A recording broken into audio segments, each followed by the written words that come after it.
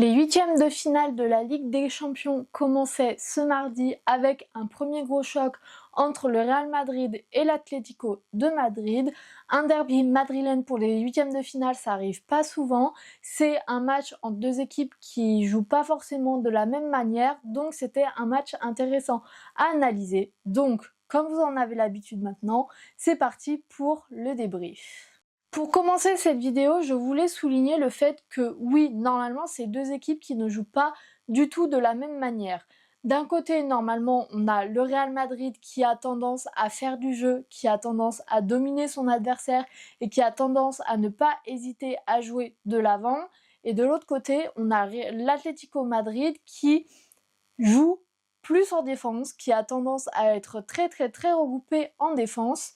Mais c'est pas ce qui est arrivé sur ce match-là. On a eu quand même deux équipes qui jouaient relativement de la même manière, ce qui a rendu le match assez ennuyant à certains moments. Mais une fois cela passé, je trouve qu'il y a eu quand même pas mal de bonnes choses à voir, de moins bonnes aussi, et c'est pour ça que je voulais faire un débrief de ce match-là. Parce que si on commence, le Real Madrid a très vite marqué dans le match avec un jeu absolument fantastique. Je trouve que le Real Madrid a une très grande capacité à développer du jeu très vite. Ils ne le font pas forcément pendant tout le match, mais quand ils décident de jouer de l'avant et d'attaquer, ils jouent en 2-3 passes. Le premier but de ce match-là, en 2 passes, il est fait. En 2 passes, le jeu se développe et arrive devant la surface de réparation de l'adversaire. Et cela, sur ce match-là, en tout cas, a amené quelque chose de positif parce qu'en marquant assez tôt, le Real Madrid a poussé l'Atlético Madrid à se découvrir et à jouer et non pas rester que en défense. Alors bien sûr, ça ne veut pas dire que l'Atlético Madrid est devenu le Real Madrid Prime, mais ils ont essayé un peu plus que ce que je pense aurait été le cas s'il y avait eu 0-0 pendant une grande partie du match. Alors encore une fois, si on regarde les hitmaps, si on regarde les possessions de balles, l'Atlético Madrid ne s'est pas transformé intégralement. On est quand même resté sur un schéma très défensif, mais lorsqu'ils avaient des temps forts, lorsqu'ils avaient le ballon, ils essayaient de produire quelque chose et d'aller de l'avant. Alors ça a marché après le premier but du Real et pendant toute la fin de la première période et une grosse partie de la deuxième période, mais c'est vrai qu'on a beaucoup perdu ça après le deuxième but du Real Madrid où là l'Atlético a complètement renoncé à ses principes de jeu offensif et ils ont fait que jouer défensivement. Mais avant ça, on a eu un Atlético de Madrid plutôt agréable à voir jouer, qui n'hésitait pas à aller de l'avant quand ils avaient le ballon et qui essayait des choses. J'ai trouvé qu'il y avait pas mal de choses ratées, de passes ratées, de centres ratés, mais on ne pouvait pas nier leurs intentions de jeu, notamment en reprise de seconde période, où ils ont eu la domination du ballon et du jeu.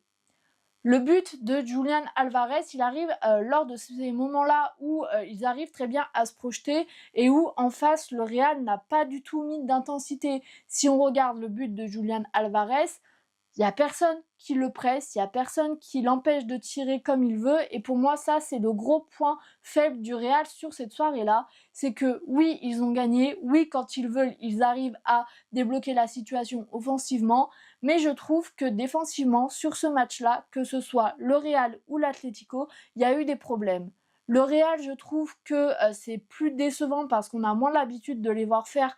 Quoique ces dernières années, c'est devenu un peu plus habituel de leur part.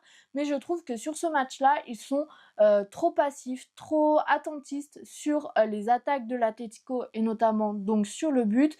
Parce que quand ils perdaient le ballon, ils ne faisaient rien pour le récupérer. Ils ont beaucoup laissé la possession de balle à l'Atlético et ça, on n'est pas habitué à le voir du côté du Real. C'était la même chose du côté de l'Atlético, mais je trouve que c'est moins décevant pour l'Atlético parce que c'est tout simplement comment ils jouent. C'est comme ça qu'on est habitué à les voir jouer et à les voir gagner et perdre parce que c'est soit tout soit rien avec ce système de jeu.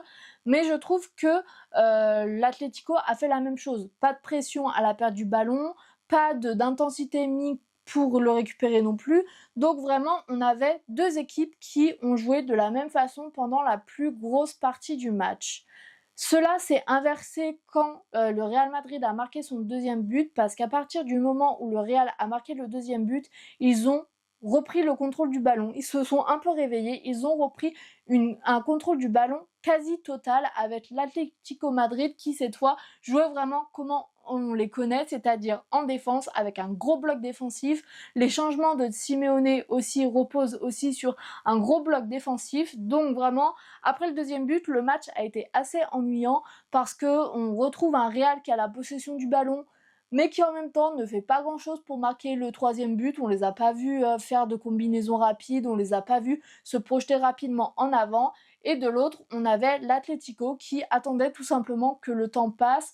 Donc c'est vrai que ce match était intéressant jusqu'au deuxième but. Passé le deuxième but, on a deux équipes qui ont joué un peu dans leur caricature et qui a rendu le match très très ennuyant.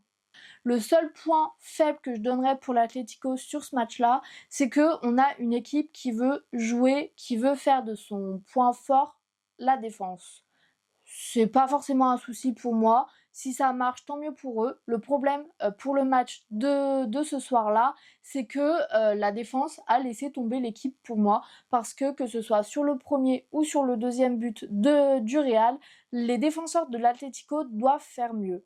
Sur le premier but, Galán ne doit jamais se faire manger comme ça par Rodrigo. Parce que tout simplement, il voit très bien la situation de jeu, il arrive à analyser le cours du jeu, le déroulement du jeu, mais tout simplement, il n'arrive pas à contrôler Rodrigo, et pour moi, c'est la première erreur sur ce but-là.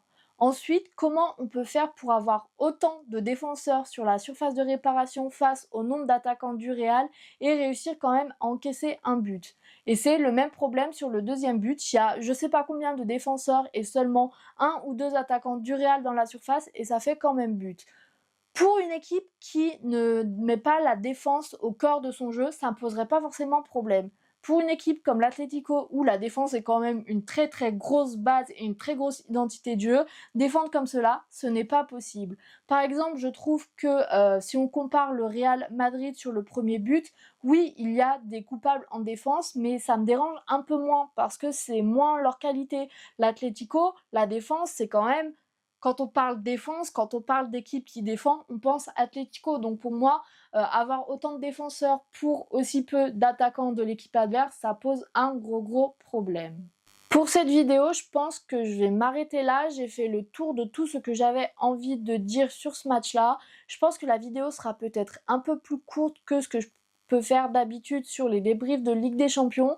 Mais c'est vrai que le match n'était pas forcément le meilleur match que j'ai vu de ma vie. Il était intéressant à certains moments, mais il y a eu des gros moments où il se passait rien sur le terrain parce que les deux équipes ont décidé de garder le score comme ça, parce que les deux équipes n'ont pas mis une intensité folle dans ce match non plus. Alors c'est pas forcément étonnant de la part de l'Atlético Madrid, ça allait un peu plus du Real, même si ces dernières années on les voit beaucoup jouer comme ça, mais dans tous les cas, ça fait un match où il n'y a pas forcément grand chose à en dire, qui était quand même intéressant à débriefer, mais voilà, où les briefs ne durent pas non plus 20 minutes. Dans tous les cas, j'espère que cette vidéo vous aura plu, et quant à moi, je vous dis à très bientôt pour une vidéo, notamment du débrief de Liverpool contre le PSG, et salut!